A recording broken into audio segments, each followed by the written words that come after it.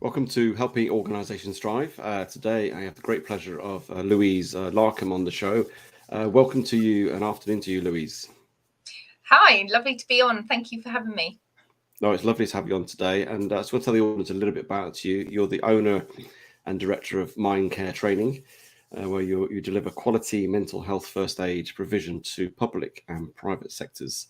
And obviously, with that, you are a mental health first aid instructor.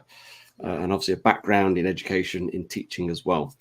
Now, today we'll be exploring the impact of mental health in the workplace, looking at stigma around it, strategies to help businesses, perhaps looking at the whole area of prevention rather than cure, and how we have those sensitive conversations as well. But before we get into that, Louise, I'd like to ask every guest this: what do you love about what you do? Wow, how long have you got?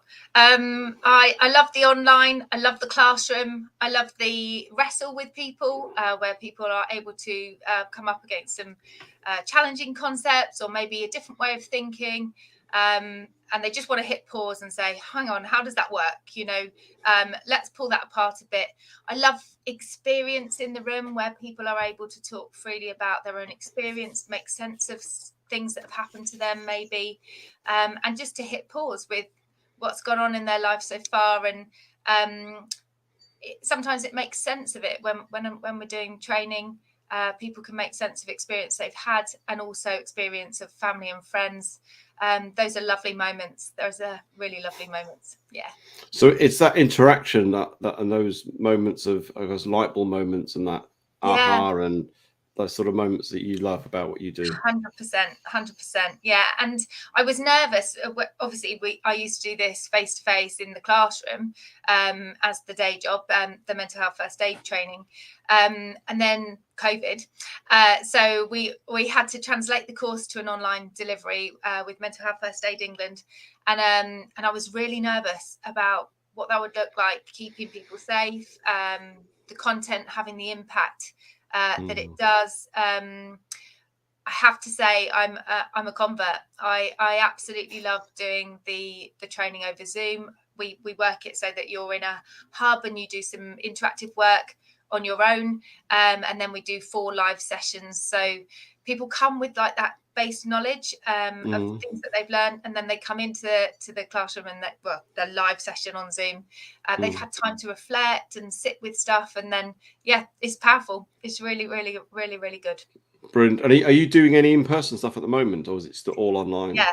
Well, it's amazing how many companies have decided to stay online. And actually, I've got some of my biggest clients that have come to me throughout COVID, and they're up north. So we're staying online, and they love that as a way of keeping the costs down. Obviously not paying for travel and all of that stuff. But I have got some face-to-face ones. I work with a local education college, and I'm doing some half day and full courses with them as well. So both. We're firmly in the hybrid mode around here. Brilliant. That's good to hear. So we are talking about mental health, and probably a topic that's become a little bit more prominent in the last couple of years. Whether it's been talked about in the proper way and whether it's been done about it, that's another thing. It's all very well something trending. It doesn't mean it's changing or having an impact as it should do. So before we get into that, not that it's almost might seem an obvious question, but how would you define mental health in the workplace? In the workplace or as a human? So however you want to describe it, really, because it goes everywhere with us, doesn't it? We are there. 100%. We are made up mind, body and soul, aren't we? So in terms of, I would always use the analogy of physical health. We keep ourselves fit. We know when we're not looking after our bodies and after our health. We know what it feels like to eat too much and feel gross and not exercise. And then we know what it looks like when we are breaking down barriers with that, like pushing in and really looking after ourselves. For me, the correlation is direct. Our mental health. I heard a brilliant expression recently: mental health hygiene. Looking after ourselves on the daily, giving ourselves time, when we need it and rest when we need it, motivating ourselves, doing all those things we know keep us well. Obviously, some mental health conditions or illnesses will come out of the blue, and there'll be an effect of things in our past, and there's all sorts of reasons for poor mental health, in the same way that you can have an accident with physical health and suddenly be experiencing some really challenging times. So yeah, I would relate it to physical health, and I see it on a parity with that when we're looking at how to support within the workplace. But we are physical and mental beings. The same, we carry the things that we deal with physically at home, we carry them into work, and that's the same for our mental health, you know. And have you noticed a difference in the last couple of years in terms of it becoming more talked about or more engaged about it, or is it still a bit of a, oh, I can't see it, therefore I can't put my finger on it type of thing? Have you sort of experienced it, this? Yeah, that's a really good question. I had a look at the 2021 stats for stress, because it's Stress Awareness Month. So I've been doing lots of chats around stress this month. And they were saying post-COVID, the absence for stress, particularly at work, have gone right up to about 50%. Now, in my mind, there's two conversations there. Is it that there's more stress, increased stress, or is it that people are able to have a conversation around stress rather than taking time off as a physical illness? Do you see? Yeah. So for me, there's a bit more to those statistics than is a number that we can pull out. I do think the conversation has been much more fluid because of what we've experienced over the last couple of years, and people are more open-minded. However, I do still see a fair amount of judgment and wrestling with, well, hang on, what if, you know, people are just taking duvet days, and, you know, all of this stuff, language around mental health and absence, certainly. I think it's a challenging conversation to have. And I think, to be honest, the mental health first aid course really puts that at the top agenda, challenging stigma and language around mental ill health. So it's a good conversation. Yeah, I'd like to probe a little bit of that, because I hear what I'm saying here. Do you think people are using it in a way that to their advantage, to say, I don't know, I'm just calling it out as in, oh, I've got to do better, I've got this. Do you think people do that? Do you think people abuse it, or are people genuinely in it? How do we get to the root cause that it's a genuine thing? What's the approach with that? Because it's a tricky one, isn't it? Because a physical one is obvious, clearly you can see something, but a mental one you can't. And I guess it's, how do you not challenge it? That's probably the wrong way, but how do you get to a place where you can understand it, that it is genuine, this, and you can help not only to give them support, but also for future things going forward, isn't it? I think it's really interesting, your phraseology, because it makes us judge. When we sit in place of judgment, of deciding whether somebody should be believed or not, I think we're walking on dangerous territory. I think my ethos would be to seek to understand somebody before trying to have my own opinion. And I would also go with believing somebody before trying to pass a judgment on what I think. I have a really good friend who experienced chronic pain syndrome for 8.5 years. You couldn't see it. It was she used crutches and ended up in a lot of pain. But you know, chronic pain it's a difficult one to discuss, isn't it? Because it's not a thing or something that's happened. You know, there's I'm not medical, so hear me well on this one. But she ended up having an amputation, and people can see an amputation. They treat her differently because of her amputation, and yet she's not in pain anymore. So the pain was more severe. It chronically affected her life when people couldn't see it, and yet when there is a conclusion or a result from that, she gets a lot more help now. The fight for a blue badge, my gosh, I can't even tell you. You know, it was a really difficult journey. So my ethos would be to believe in somebody, to believe what they're saying to you. I think compassion is highly underrated. I think we spring into judgment and like to decide for somebody what their capacity and what their parameters are, and I don't think that's right. So how do we change that narrative? Because we do look for things, don't we? We always want to check, and we don't want to be fooled. We don't want to have one over on a. That's a natural thing if you're leading an organization. Of course it is. So how do we change that narrative? Because I think, to me, that's quite a big thing in the workplace, and I don't think it's spoken. That's why I want to bring it up here. I don't think it's spoken about too much, really, because it's quite a big thing, isn't it? Really. Yeah. Well, I think so. To bring to light an official review that was done to just try and shift the narrative. Deloitte's famous all over the world, spent a huge investment looking at well-being, and they wanted to do an independent review looking at the impact of their investment, spending lots of money. Is this landing where we're investing in people's well-being? We're pushing mental health first aiders. We're really making a solid progress towards. And they did an independent review, and a paper came out in January 2020. It's actually on my website under the toolkit. You can go and have a look at the paper. It's just such a fabulous read.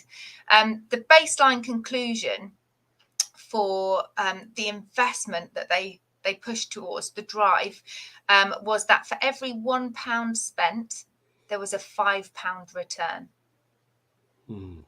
So taking care of people, allowing people time when they need time. We all experience challenging life events, COVID, bereavement, separation. They are going to impact our mental well-being. They're going to impact our capacity to work. When we have a community, a work-based community that either accepts or rejects that, it's going to have a massive play on our output. And if you want to look at money and baseline, I'm much more interested in the people myself. But if a company wanted to look at the baseline, you can always look at the impact report for, on that. What do your absences look like? I think the fact that people are naming it for what it is shows an acceptance and a comfort within an organisation, and I would say that was a good thing. Definitely. That's quite a lot, isn't it? £1 and you get a £5 return in terms of investment. I was going to say 100%, but actually that's the wrong thing to say. Absolutely, yeah, it's huge. So how do we we change the narrative? How do we create a culture that is mental health positive? I don't know what the word is, but that is more accepting and more pro being helping people who've got perhaps mental problems or challenges. How do we create that culture in an organization? Even where you've got 10 people, 500 people, how do we do that? That is a $1 million question, isn't it? So it's talking about culture of a workplace community, and the culture created comes from top down. Investment in people, in the individual, that will filter down throughout a company and be modelled from top down. So I very firmly believe in mental health first aid training for all, from senior management down. We aim to train 1 in 10. That's a great ratio that gives people a chance to be able to access mental health first aid at any given point. When you're looking at line management, creating a culture where positive and proactive line management is championed, not the culture around who's pulling the longest hours, sending emails. I've worked in schools are ridiculous for it, where you're still working till 11:30, 12 at night, sending the emails then so that other people can see, rather than championing the culture of being boundaried about our work and home life. Because ultimately it makes us far more productive when we take time and rest and look after ourselves, and have a good balance or ebb and flow of life, where sometimes we're on and we're engaged, but other times we're resting, recouping, rejuvenating, and then going again. Just championing the culture of self-care, well-being, being believed in, that will filter through an organisation as like wildfire if somebody's gone and asked for help and they're not believed in. Then they leave, and we all know the cost when somebody leaves. You know, even looking at being signed off for periods of time, you know, the stats for people actually going back to the same place of work, well, certainly from my 2016 stats, 80% of people won't go back to the same place of work once they leave. Well, we know that it costs, what, 30,000 is the baseline to retrain. And then, you know, if you're looking at baselines, we want to keep people, we want to look after people, and make sure they're the best versions of themselves, you know. Does that answer the question? No, it does. No, no. It's a lot. It's the role modeling piece is quite key, isn't it? Because I think it's setting the example, isn't it? That, you know, that whole adage of staying late until the boss leaves, all that type of thing, but actually encouraging people not to send emails after 6 o'clock, or not to do things too early, or to take an hour off for lunch, or whatever it is. But it becomes, the leader has to start to almost be transparent and show that that's what they're doing. And say, oh, I'm picking my kids up, I'm going to leave early today because of X, Y, Z, whatever it may be. It's the role modeling piece is more powerful than actually putting anything in communication as a policy, isn't it? Yeah, 100%. And I think that's really key, because actually there is a very natural ebb and flow to some workplaces where the engagement needs to be high, but understanding that has to come with a period of rest. Otherwise we break.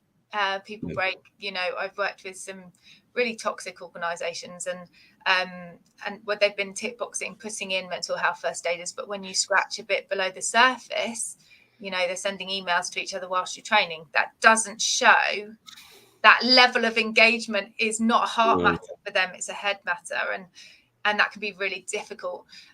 However, I have worked with companies that are really breathing this stuff, and it saves lives. You know, I've worked with a number of companies, in fact more than one hand's worth, where I've had emails after, certainly the suicide training piece, where somebody said, oh, I actually saved a life. A couple of days later, and you know, they come back into session 3 after we deliver the suicide training on session 2, and there's been a moment for them where they've been able to walk somebody through a really difficult season and get them the help and support they need in order to stay here. Yeah, really incredible. I mean, those moments for me are, I do it for one, but you know, it's incredible, incredibly powerful having those moments. Yeah. So turning the sort of the conversation almost around as a leader, and perhaps you're observing somebody and not bringing judgment, but you're observing something. How do you have that conversation with them? Perhaps not to say take a break, or to try and get that conversation that starts to create a dialogue or an environment that perhaps they'll share. I don't know what's the best way. If you're observing somebody who's not quite right, you don't think, for whatever reason you're noticing something, and you want to help them and you want to really support them. So where do we go with that? Yeah, so just to feedback, make sure I've understood the question. So I'm in a workplace context. I'm a mental health first aider. I've seen some shifts in one of my colleagues. Or you could be a leader or mental health first aider, I guess, either way. Yeah. Okay, so I'm at work, I'm SMT, I'm CEO, whatever I am. I've noticed a colleague or a friend and a shift from, I like to use the expression, a shift from what's normal for them, because everyone's normal is different, isn't it? You know, what's normal for one won't be for another. So I've noticed some things that have changed in their presentation, in how they interact at work. Maybe let's scenario. So I like a scenario. Maybe they've started turning their camera off, turning up late to meetings, their productivity's declined, that sort of thing. Yeah, that's perfect. How would you open that conversation? So this is what the MHFA training really does, but scaffolding that conversation would be finding a suitable place so to have a conversation. So setting up your environment's really important. You're not going to go and have a conversation in an open office whilst a deadline's due. So really thinking through your care for the person, what would be the best environment for them. Having in mind those things that you've seen and being really specific about them. So when the person looks comfortable, saying I've noticed that, and being quite specific about what you've seen in the shift. And then rather than directing it at productivity, especially as SMT or CEO, you need to be really careful that you're not going in on a you're not producing, rather the care element of that. I've noticed things have changed. Is there anything going on for you that we can support you with? And just opening the conversation. We've got to recognize autonomy. You know, somebody might not feel comfortable to share, might not want to share, but what you've done by opening the conversation is you've shown them that you noticed and that you care. And it's a really good starting point, you know. So yeah, then just listening without judgment. You know, apparently it takes 17 seconds for us to think of a thought, a response, or a story of our own when somebody's talking. 17 seconds, really quick, isn't it? So making sure we catch those thoughts and make it not about us, and really engage with the person in front of us. Staying curious, asking lots of questions, if that feels like a good space to do that. Not being afraid of silence is a great place to start. Sounds like a coaching session to me when I'm coaching people. You just got me on my hobby horse. I'm off. Yeah. No. It's good, and I think it's what struck me. It's that compassionate sort of leadership, isn't it? That the premise of all this is, yes, you train people and you give the skills, and that's important. Yeah. And where you put the conversation in terms of environment, what sort of things you might say, but it comes from an element of a heart-led, isn't it? Yes. And wanting to care, wanting to look after. And by doing that, it's interesting because when you approach people like that, they'll feel that as well. 100%. Yeah.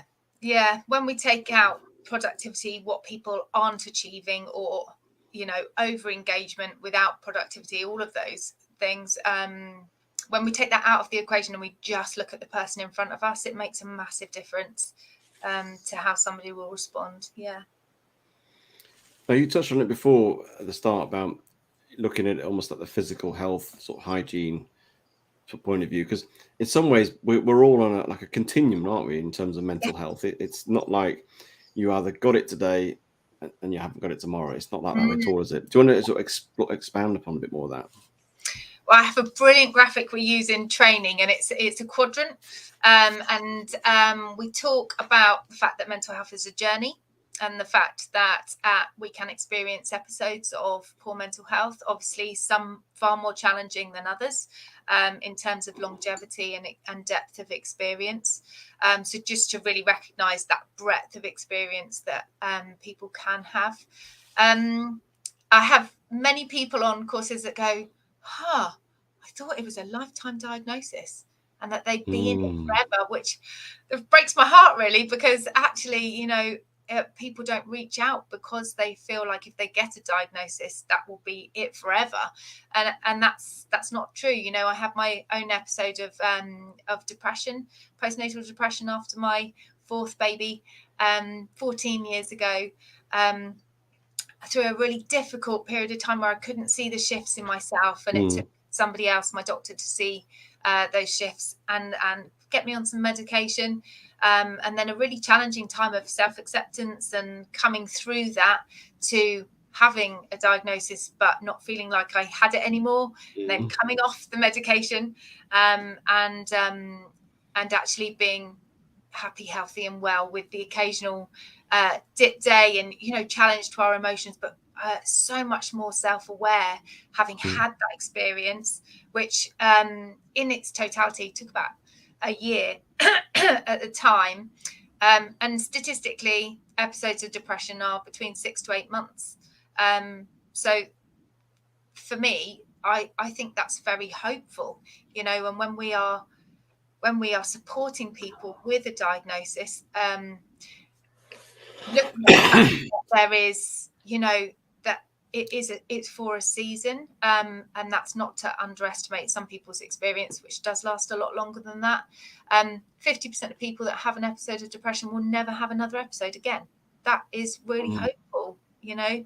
I would say now I'm incredibly grateful for my experience. It's given me a whole lot more empathy and a whole lot more perspective when I'm talking to people that have also had challenging experiences, you know.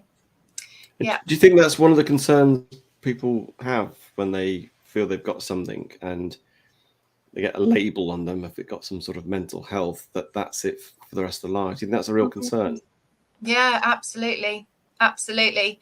And I challenging that perception of it being lifetime diagnosis, and actually sometimes our mental health can really ebb and flow. You know, somebody with a diagnosis who's very good at recognizing their triggers, their signs and their symptoms, can be really happy and healthy and well, you know, and work really productively, engage in the community, family, friends, you know, and they will be far better off than somebody without a diagnosis that's really wrestling with poor mental health.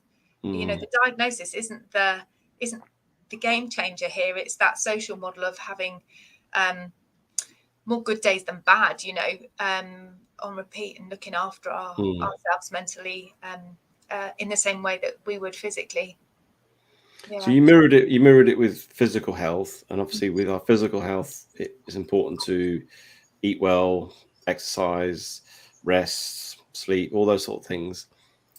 What are your top 3 things you do personally for your mental health, or to help you with your mental health, in keeping it the mental health hygiene sort of stuff? Yeah, good question. So personally, I'm a binge runner. I love binge runner. Yeah, I'd love to say I'm more consistent than I am, but that would be lying. So I'm going to be really authentic with you. I park run every week, and then I try and run a few more times than that. And I actually joined a little circuits class recently, so I do a couple of times a week do circuits as well. So staying physically active is good for my mental health. One of my main ways of my recovery journey with my episode of depression was starting to run. So at a very overweight post-baby mummy, it was a slow plod, but I don't know, connection to outdoors, fresh air, freewheeling in my head, raging at the cows in the field. It was all of that, getting it out. And that was very cathartic. So I've maintained that for 13 years now, Wow. which has been really good. Another thing that I do is journal in the morning. It's not for everybody, I understand that, but I have 4 children. Getting up earlier than them, having a coffee.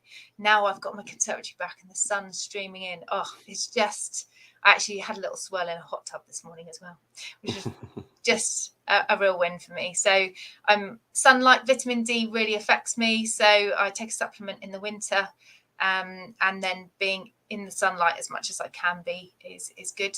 A bit of the old seasonal affect in there. So I do have to be extra careful over winter. So journaling, sunlight, and exercise for me. Wow, that sounds really good. I do. Well, no, I do. I love being outside. I do running, ultra running, trail running. Oh, But ultra. I also, Well done, you. well, I haven't it recently, but yes, I try to do that because I just so process when I'm running, and Yeah, it's just brilliant. I love it. Yeah. I get my most inspirations when I'm out running in a Yeah. forest, and yeah, I sometimes wish I had a pad with me or something to write things down. But yes, I concur. I'm the same. yeah. But I've recently taken up cold water swimming. Started that back in January this year. So. Yeah. And I love that. And now I go in like 20 minutes. I absolutely love it. So There's some great studies around that. I have a massive mental block with the actually getting in.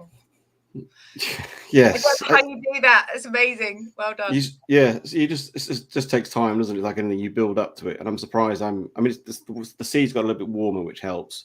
But I'm surprised that I go in quite freely now without getting too worried by it at all. It's incredible. I'm impressed. And I come out absolutely elated. It's a really like a dopamine impact. It's really weird. Yeah. So, yes. Those happy hormones. I heard. I listened to a podcast recently from Laughology. It was absolutely brilliant, and they talked about 3 happy hormones, which I'd always used, but I hadn't had an acronym for. So they had an acronym: DOSE. Dopamine, which we get from fun, reward, excitement. Oxytocin, which is our soothing, our pets, hugs, connection, all of that. We get that lovely dopamine hit, oxytocin hit. Serotonin, which is sunlight and sleep, interestingly. And then endorphins, which Yes. exercise. So and Exercise. laughing, apparently. Brilliant. No, Yeah. that sounds great. Yeah. That's good to have that sort of help and support. And I think it's good to be, you are aware of previous stuff you've had, and you probably have awareness of days when you're not feeling great, and you think, what else can I do to try and do some self-care on that, isn't there? Yeah, 100%. Yeah. And sometimes just sitting in it.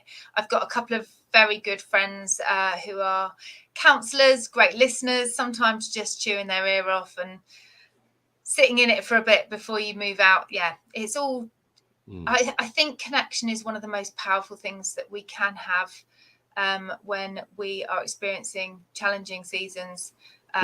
Even if we're not talking, we're just with somebody. Knowing you're supported is beyond value, isn't it? It's good.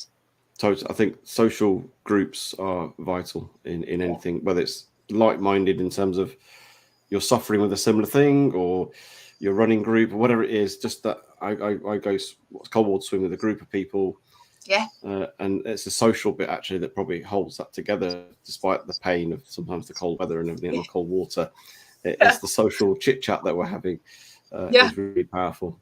I've loved having a conversation with you today, Louise, and we probably could talk a lot more about mental health in the workplace. Thank you for your insights and your thoughts and your helps that you've provided today. If people are interested in getting to know you a bit more, how can they do that? I'd love to have a chat with anyone. Mind Care Training is my company. I have a website, mindcaretraining.com, and you can reach out on there. There's a contact form on there, and I'd love to hear from you. It'd be great to chat. Well, thank you for your time today, Louise. Appreciate that. Thank you.